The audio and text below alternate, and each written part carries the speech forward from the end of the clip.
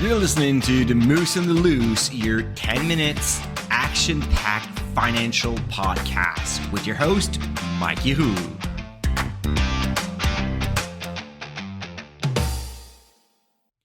Hey, what's up, Market Moose? Mike from The Moose on the Loose. How are you doing on this Business Friday? I must say I am not doing that well today, just because I'm recording this yesterday PM when I received the last newsletter coming from Hardbacon, and I was very sad to read this. Julien Bro, fellow Quebecer, fellow entrepreneur, built Hardbacon, that you probably know of, a website about personal finance, creating tons of content, calculators, and of course, like all that content was trying to help people getting like better with their finance, and also offering some product reviews. And they were making most of their money, I guess, from affiliate links and like, for example, like credit cards review or TFSA accounts or brokerage account reviews. And then whenever you read that,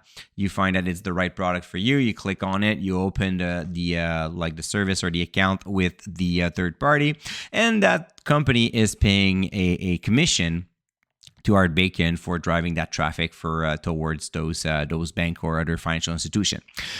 So long story short, they sent an email yesterday afternoon saying that they unfortunately have to declare bankruptcy, and it's really sad. And at the same time, I wanted to highlight, like, in my opinion, two mistakes, not mistakes, because I seriously, I don't want to bash on someone that is already going through a very difficult time. So I just wanted to highlight like two lessons. Let's put it that way. Yeah, two lessons of business, because I can definitely relate. In the email, Julien explains that they lost most of their traffic after a Google update. And as you know, maybe you don't, but back in 2012, the same thing happened to me.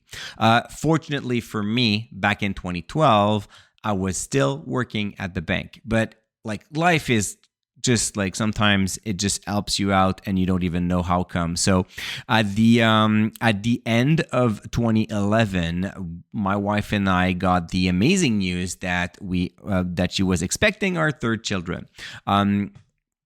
She was due on February of 2012. So at the end of 2011, I tell my boss, you know what? I'm driving from Granby to Montreal. It's an hour drive. I'm done with this. I'm gonna take parental leave. My wife didn't work back then, so I was able to go on her parental leave for a few months. And my goal was probably never to come back. Just work 6-7 months using that base income, and then build a bigger business. So that was like at the end of 2011. So in December of 2011, there's an opening in private banking, like 5 minutes away from where I live. I decide to apply, and I got the interview. I got the job, and of course, because I got a promotion, just decided not to move on with my business project. Keep my financial blog back then as a side income, just a side gig, and decided to take the job as a private banker, and like that was the end of it.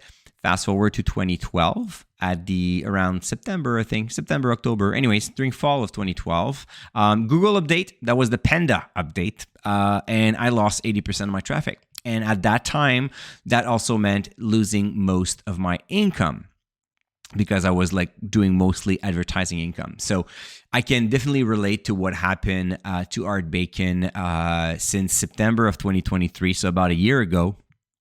Julien explains that there was an update. They lost their traffic. They have not been able to recover that traffic. And of course, after that, unfortunately, they were not able to pile up the same amount of traffic. So no more traffic, no more links, no more affiliate links, no more revenue, and no more revenue. Well, you can only last so long, right? So that's the end of Hardbacon because of that reason. So what are the two lessons here to learn from this kind of unfortunate event? And again, I really don't want to say I would have done better, because actually I got hit and then I learned from that while I was not working full time on my website, and DSR didn't exist in 2012. So thank God I was just like spared in a way by the update, and I was able to learn a very important lesson. So lesson number one, that is the most important when you build a business, is you have to identify anything that is out of your control, such as Google traffic, and that could be a fatal blow to your business. So a major weakness that you cannot control the outcome and how it's being managed.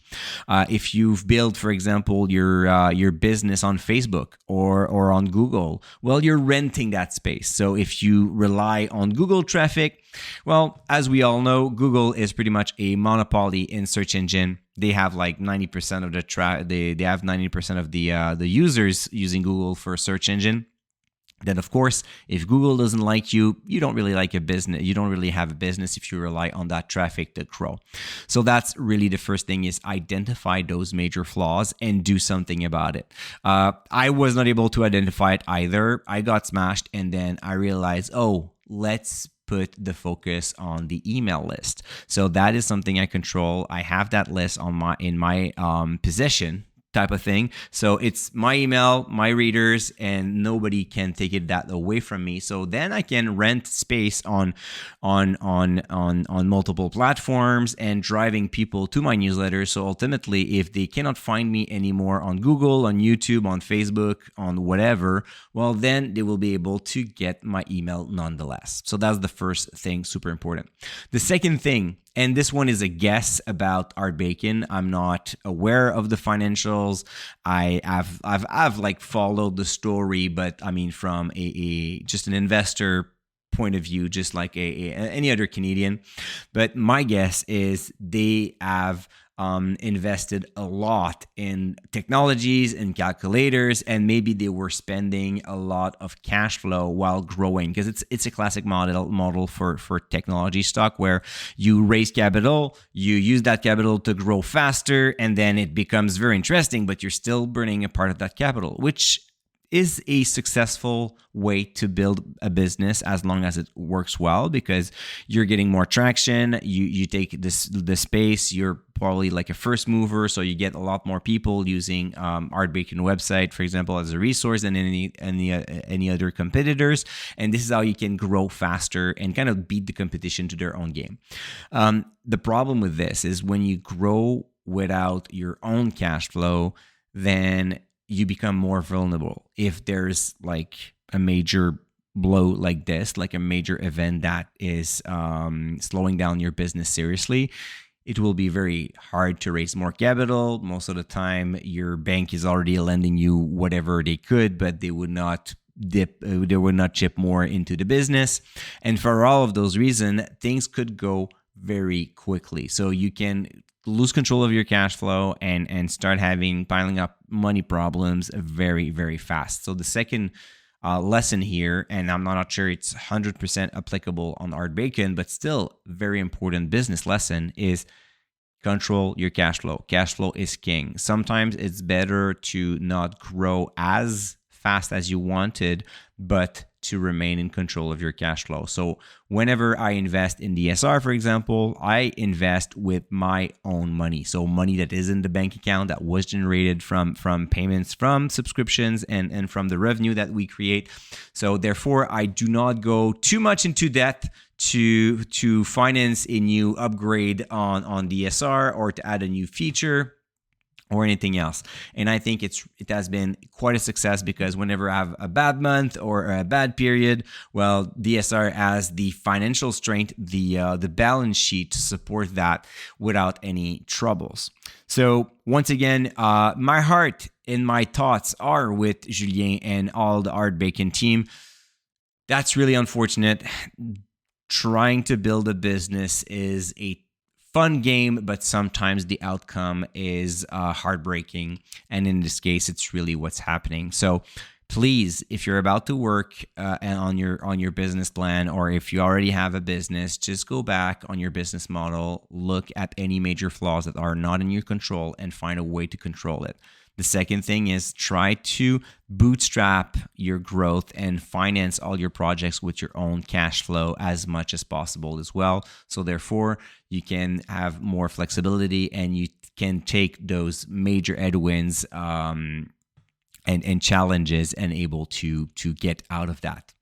So, all right, Moose, next week, I promise I'll be more upbeat and we're going to celebrate some good news. Hopefully, I don't know, maybe the market's going to go up again because it seems that it never stops.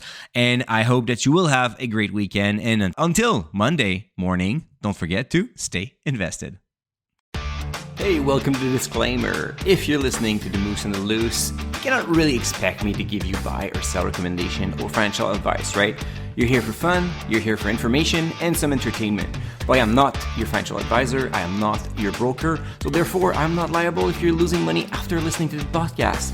If you're looking for some advice, go see a professional. If not, you can enjoy the show and do your due diligence after it.